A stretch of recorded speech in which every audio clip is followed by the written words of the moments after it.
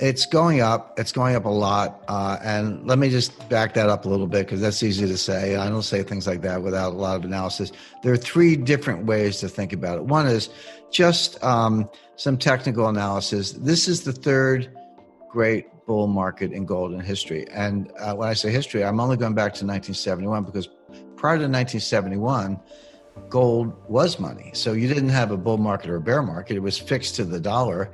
The people who bang the table and say, give me a gold standard. I was like, well, be careful what you wish for, because in a gold standard, you're not going to make any money on gold because it's fixed, it's pegged to the dollar.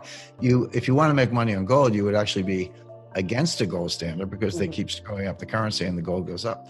But we had a bull market from 1971 to 1980 and gold went up 2,700%. Rickards identifies the current period as the third major bull market for gold, with the first starting in 1971. Prior to 1971, gold was fixed to the dollar, making bull and bear markets irrelevant. He cautions against a return to a gold standard, noting that a fixed gold price would eliminate the potential for price appreciation, as it would be pegged to the dollar. The first bull market, 1971 to 1980, saw gold rise by 2,700%. The second, 1999 to 2011, led to a 670% increase in gold's price. Following each bull market, there have been significant bear markets. From 1980 to 1999, gold dropped from $800 to $250.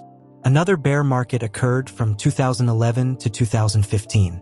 The present bull market started in December 2015, with gold reaching a low of $1,050. Rickards believes this marked a new upward cycle for gold prices.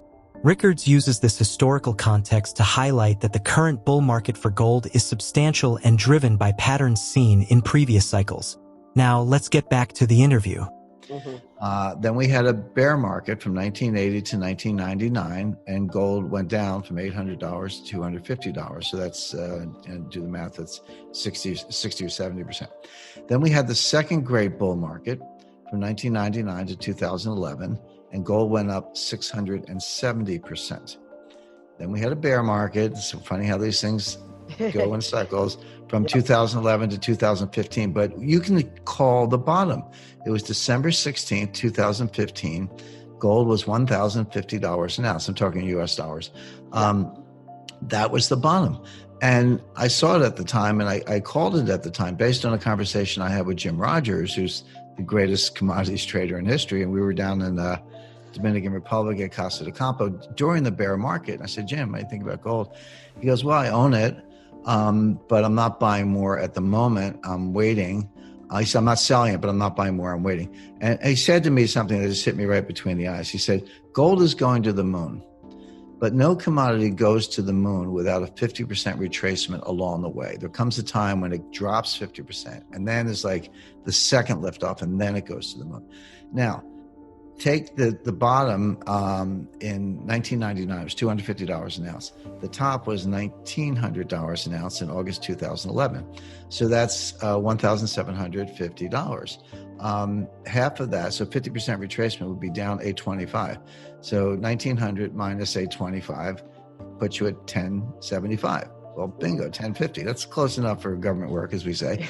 So we had, when I saw 1050, I talked to Jim Rogers about this earlier. When I saw 1050, I said, okay, there's your 50% retracement. Using 250 you have to have a base. Using 250 as your baseline, up to 1900, take that gap, down 50%, boom, 1075, we were 1050. I said, that's the low.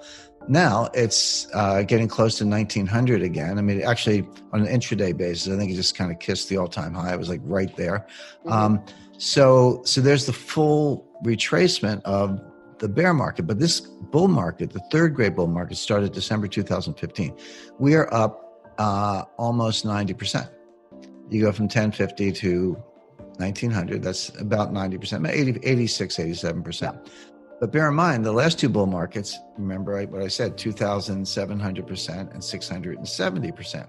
So 85% is great, but when you get into like 600, 700, 800%, or 2,000%, you're talking about $15,000 by 2025. So if we just did the average of the two prior bull markets, I'm not even talking about the higher of the two. Take the two bull markets, average the duration and the gain, and then apply it to December 2015. You get to the exact number is $15,000 by 2025. $15,000 now is by 2025. But people go, that's 4 years away. It's like 5 years away. I was like, yeah, but to get to from 2,000 to 15,000, you got to go 3,000, 4,000, 5,000, 6,000. You can make a ton of money. So that's where it's going. Now, could it go down tomorrow? Sure. I mean, the gold's volatile. I don't get too hung up on it because I'm kind of a buy and hold person. You know, I don't get too euphoric when it goes up, but I don't get depressed when it goes down. In fact, when it goes down, I like to see it go up for our listeners and our readers. But personally, I don't mind when it goes down because you can buy more at a cheaper price because I know it's going up. I know where it's going. So the answer is, and just a little, again, sixth grade math is usually sufficient. When you get to higher levels, a fixed dollar increase is a smaller percentage increase. So people go, oh, it went from 1,800 to 1,900. It went to 2,000, 2,100, 20, and that's a big deal and good for all of us.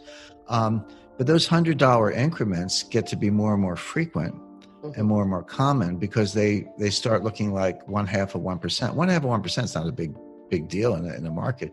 So you're going to see that on a daily basis. So my advice to people, of course, is buy gold. But I said that at 1,100, 1,200, 1,300, 1,400, 1,500, 1,600. You know, I've said it all along, and people don't buy it. People also accuse me. They say, "Well, Jim, you're just talking your position. You know, you're just trying to sell gold." I'm not a dealer. I don't make any money. If you buy gold, good for you. But I'm not in the business. I'm a writer. I'm an analyst, but I'm not a gold dealer. I'm actually one of the few analysts, apart from yourself and a few others, who are not gold dealers. But I think that gives you more credibility because you're not selling gold, you're understanding gold.